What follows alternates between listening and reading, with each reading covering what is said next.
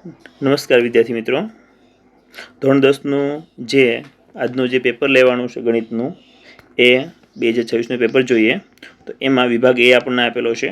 તો કે ઓપ્શન જે આપણને આપેલા દ્વિચલ સુરેખ સમીકરણનું યુગ્મ છે કે યુગ્મ છે તો એની સમપાતી રેખા માટેની શરત છે. સમપાતી રેખા છે, આલેખ પર સમપાતી રેખા એકને એક રેખા માટેની શરત જે છે a1/a2 બરાબર b1/b2 બરાબર c1/c2 શરતના આધારે જોઈએ. પણ એક સમીકરણ આપણને આપેલું છે એટલે આપણે સમીકરણ એ 2x + 3y = 9 છે ને આપણે 2 વડે ગુણીએ તો 2 × 2 = 4, 3 × 2 = 6 અને 9 × 2 = 18. એટલે આપણે પહેલાંનો જે જવાબ થયો એ જવાબ થશે તો કે એ.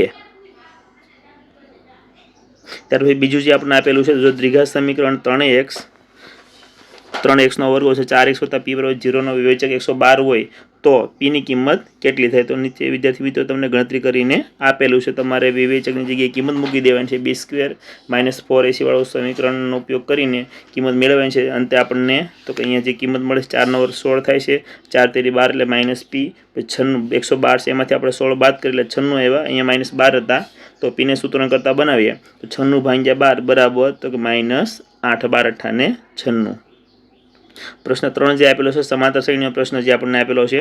તો એમાં મિત્રો જો સમાંતર શ્રેણી જે છે તો એ સમાંતર શ્રેણીમાં આપણે સામે a2 - a1 બરાબર a3 - a2 વાળા પદ છે એને સરખાવવાના છે. એટલે બંનેનો તફાવત લઈને અહીંયા આપણે સમીકરણમાં છે એ મૂકેલું છે.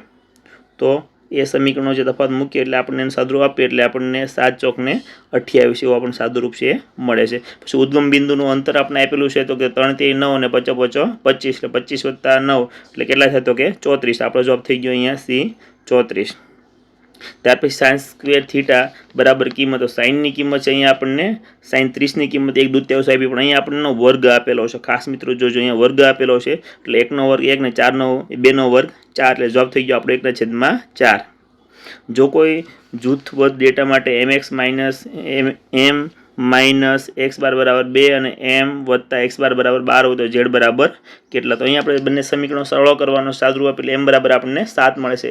ફરી આપણે સમીકરણ 1 માં મૂકીએ એટલે આપણને x ની કિંમત છે એ 5 મળે છે. x બરાબર 5 જે આપણને મળે છે એટલે x બાર બરાબર 5 મળે છે. આપણે એને સમીકરણમાં કિંમત મૂકવાની છે. કયું સમીકરણ? તો 3 એમાં આવી જાય એ સમીકરણમાં આપણે એની કિંમત મૂકવાની છે. બરાબર, સમીકરણ આપણું છે 3m બરાબર z + 2x એટલે 3m - 2x બરાબર z વાળું સમીકરણ તમે કિંમત મૂકો તો z બરાબર આપણને 11 મળે છે.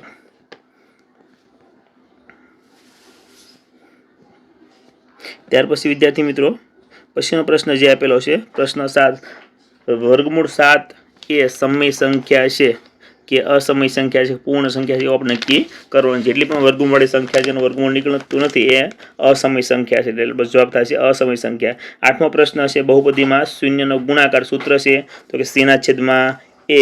c બરાબર આપણે અહીંયા આપેલું છે તો કે c બરાબર અહીંયા આપણને 6 આપ્યા, 6/1 એટલે 6 એટલે આપણો જવાબ થઈ ગયો 6. 9મો પ્રશ્ન છે સમતલ પાસાને એકવાર ઉછાળતા પાસા પરના એટલે કુલ પરિણામ 6 છે. એક તો એક જ વાર આવી શકે એટલે આપણે જવાબ થઈ ગયો 1/6.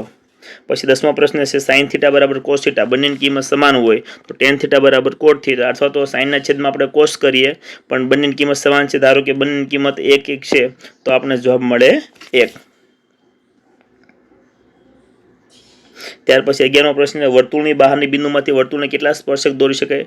તો સ્વાભાવિક છે વર્તુળનું બહારનું બિંદુ જે છે એમાંથી આપણે જો સ્પર્શક દોરીએ તો આપણને 2 સ્પર્શક મળે છે અહીંયા. બરાબર, એટલે 2 સ્પર્શક છે એ દોરી શકાય છે. પછી નીચે આપ્યું છે તમને આપેલ આવૃત્તિ વિતરણમાંથી બહુલક વર્ગ શોધ. એટલે મોટા મોટી આવૃત્તિ આપણી કઈ છે તો કે 35 છે. 35નો વર્ગ કેટલો છે? 80 થી 90 એટલે આપણો જવાબ થઈ ગયો 80 થી 90 વાળો.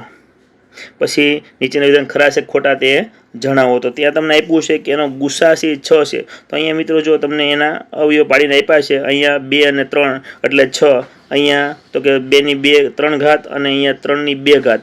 તો નાની ઘાત છે 3 ની અહીંયા 1 છે અને 2 ની 1 છે, 3 દૂ 6 એટલે આપણો ગુસા થઈ ગયો 6. તો એ જવાબ છે ખરો છે. પછી વિભાગ અહીંયા એ આપેલો છે ફક્ત સામાન્ય વિદ્યાર્થી માટે, આપણે માટે અહીંયા આપેલો છે. તો અહીંયા આપણે આપ્યા કેટલા શૂન્ય થાય? 1 2 અને 3. તો તમને પ્રશ્નમાં શું કીધું છે કે શૂન્ય, અહીંયા શૂન્યની સંખ્યા 1 છે, ખોટું છે. કેટલા છે? 3 હોવા જોઈએ. આ જવાબ છે ખોટો છે. પછી દ્રષ્ટિહીન માટે છે ત્રિઘાત બહુપદીનો મહત્તમ શૂન્ય સંખ્યા 2 હોય, ખોટું છે, બરાબર ને? અને 3 ઘાતવાળી બહુપદી હોય તો 3 શૂન્ય મળે છે, પણ આપણા માટે નથી. 15મો પ્રશ્ન તમને આપેલો છે સુસંગત છે, જો ઉકેલ મળે તો સુસંગત છે, નથી મળતો તો નથી. એટલે x - y બરાબર 8 અને 3x - 3y બરાબર 16. તો જો તમે ગુણોત્તર લઈએ તો 3 એકા 3 વડે ભાંગીએ 3 એકા 3 3 એકા 3, પણ 3 નો 16 વડે ભાગ હાલતો નથી. એટલે a1/a2 બરાબર b1/b2 not equal to c1/c2. એટલે ઉકેલ મળતો નથી, કારણ કે સમાંતર રેખા જો ઉકેલ ન મળે તો એને સુસંગત કહેવાય નહીં, એટલે ખોટું છે. 16મો પ્રશ્ન છે ચોક્કસ ઘટનાની સંભાવના 1 છે, તો ખરું છે. નિશ્ચિત ઘટનાની સંભાવના 1 છે. પછી 17મો પ્રશ્ન આપ્યો છે પ્રથમ 10 ધન પૂર્ણાંક સંખ્યાઓનો સરવાળો. પૂર્ણાંક સંખ્યા 1 2 3 તેના માટેનું વિદ્યાર્થી મિત્રો એક સૂત્ર છે સરવાળા માટેનું કે SN બરાબર n n વત્તા 1/2. એટલે n બરાબર 50 સંખ્યા પેલી લઈએ આપણે, અને 50 વત્તા 1 એટલે 51. 51 ભાગ્યા 2 નો ગુણાકાર કરીને ભાગાકાર કરો 2 વડે, તો 50 ગુણ્યા 51 ભાગ્યા 2 એટલે આપણને જવાબ મળ્યો 1275. આનો સરવાળો છે થાય છે. પછી 18મો પ્રશ્ન છે ચક્રી ચતુષ્કોણ PQR માં P બરાબર R બરાબર 2/3 હોય, તો R બરાબર છે ચક્રી ચતુષ્કોણ હોય સામસામેના ખૂણાઓ છે, બરાબર, એનો સરવાળો છે 180 થાય છે. એટલે ચતુષ્કોણ માટે જોઈએ એ શરતના આધારે તો 2 3 5 એટલે 180 ભાગ્યા 5 કરીએ તો x બરાબર આપણે 36 મળે. 36 ગુણ્યા 3 કરો એટલે 108. એટલે ખૂણા R નું માપ કેટલું થયું? 108 થયું છે. પછી અનિકેતને 25 ગુણ એકમ કસોટીમાંથી 25 ગુણ મળવાની સંભાવના કેટલી? તો આના માટે સીધું સમીકરણનો ઉપયોગ કરશું. 1/25 વત્તા 1 એટલે 1/26. આપેલ માહિતીનો મધ્યસ્થ મેળવો. તો પહેલાં આપણે માહિતી છે ને ચડતા ક્રમમાં ગોઠવી દઈએ. તો અહીંયા 1 3 4 5 અને 5. તો વચ્ચે કોણ છે? તો કે 4 આપેલું છે. તો માહિતીનો મધ્યસ્થ કયો થયો? 4. તેમથી તમે સૂત્રનો ઉપયોગ કરી શકો છો. ત્યાર પછી જોડકારો શંકુની વક્ર સપાટીનું ક્ષેત્રફળ પાય r નો l, નળાકારનું ઘનફળ એટલે પાય r સ્ક્વેર h. પછી વર્તુળનો પરિઘ એટલે પાય, બરાબર. સૂત્ર મૂકો તો મૂકી શકો તમે અહીંયા 2 પાય r છેદમાં છે તો કે વર્તુળનો વ્યાસ એટલે 2 ગુણ્યા એટલે r અને 2 કેન્સલ થયા, વધ્યું શું? તો કે પાય. તો એવું સમીકરણ માટે કયો જવાબ સાચો છે? તો અહીંયા c વાળો સાચો છે. પછી લઘુવૃત્તાંશનું ક્ષેત્રફળ વૃત્તાંશ બરાબર θ છેદમાં 360 ગુણ્યા પાય r નો સ્ક્વેર, અને વર્તુળનું ક્ષેત્રફળ તો પાય r નો સ્ક્વેર. તો પાય r કેન્સલ થશે, તો વધ્યું θ છેદમાં 360. તો અહીંયા વિદ્યાર્થી મિત્રો વિભાગ A છે પૂરો થાય છે.